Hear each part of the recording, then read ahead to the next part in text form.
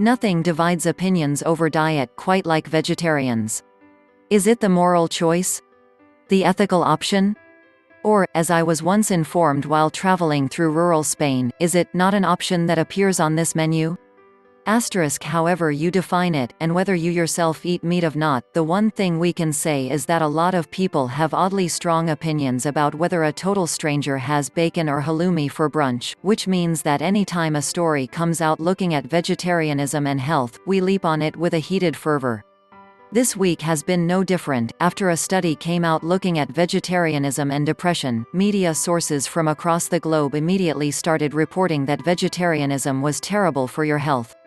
The Daily Mail went so far as to suggest that eating meat in and of itself could improve your mental health, which is great news if you really like cheap steak Tuesdays at the local pub. The problem is, none of these headlines were even remotely true. The science didn't find that vegetarianism caused depression, and there's no reason from this research to believe that meat does anything positive for your mental health at all. Confused? Let's look at the science. The study that everyone has been referring to is what's known as a systematic review. Basically, the researchers combed through the literature to find every study run on a topic, and then compiled them all into one narrative to get the best evidence possible on a topic. In this case, that topic was the association between vegetarianism and depression. After collating all of the results looking at this question together, the researchers found something relatively boring, which is actually quite common in systematic reviews of this type. There isn't enough good quality evidence to make any conclusions.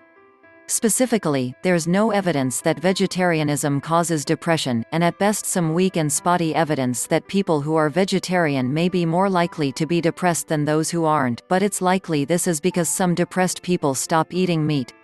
Which is pretty much entirely the opposite of what most papers reported. Strange, that. There are also some quite odd inconsistencies with the research when you start reading it.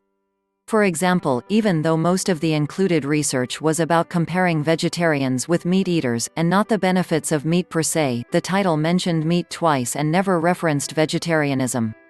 The authors also appear to have used a very strange scoring system to rate trials, that allowed them to describe a survey run in 1998 including just 54 vegetarians as the best quality evidence out there on the topic. Even if it is the best evidence, when you read it, the findings of this particular study appear to somewhat contradict the conclusions of the systematic review itself. It's very strange. If it's the best quality, and seems to disagree with the systematic review conclusions, then why do we have any confidence in any of the findings of this review? Big meat. If you scroll down past the research methodology, results, past the conclusion that says, our study does not support avoiding meat consumption for overall psychological health benefits, and past the disclosure statement saying that no potential conflict of interest was reported by the authors, you get this gem right at the very end of the yes, you see, despite there being, apparently, no conflicts of interest, the study was funded via an unrestricted grant from Big Beef, in this case the National Cattlemen's Beef Association. Shockingly, the study funded by people who financially benefit from meat being portrayed in a positive light found that meat might be good for you. I can almost hear the collective gasp of astonishment. Now, while I don't want to unfairly malign the authors, it's hard not to be a bit skeptical. The review's main finding was really that there is no evidence that vegetarianism does anything bad for your mental health, but this was headlined in most newspapers as "Eat more meat, get happier." At a certain point, you have to be a bit suspicious that the researchers were aware that running a review specifically for the meat industry might result in vegetarianism being unfairly maligned. And the thing is, systematic reviews can be very open to bias from the authors. The data stays the same, in this case, the included studies, but how that data is interpreted and analyzed is largely up to the researchers involved. There are numerous methods to guard against this, the most rigorous being from the Cochrane collaboration, but even these don't guarantee that you've got an unbiased answer at the end, although, if the authors of this paper had used the Cochrane recommended methodology, it's likely they would have come up with a very different answer indeed. So, no, vegetarianism isn't going to give you depression.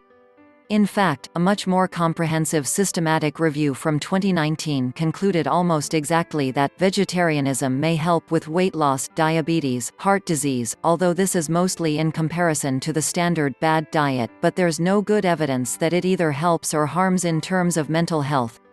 In other words, vegetarianism is almost identical to most other diets out there, except with more tofu involved. Eat meat if you want to. Avoid it if that's your choice. Just don't base your decisions on headlines about studies funded by Big Beef that in reality tell us almost nothing at all. Vegetarianism may not make you wonderfully healthsome, but it probably isn't killing you either.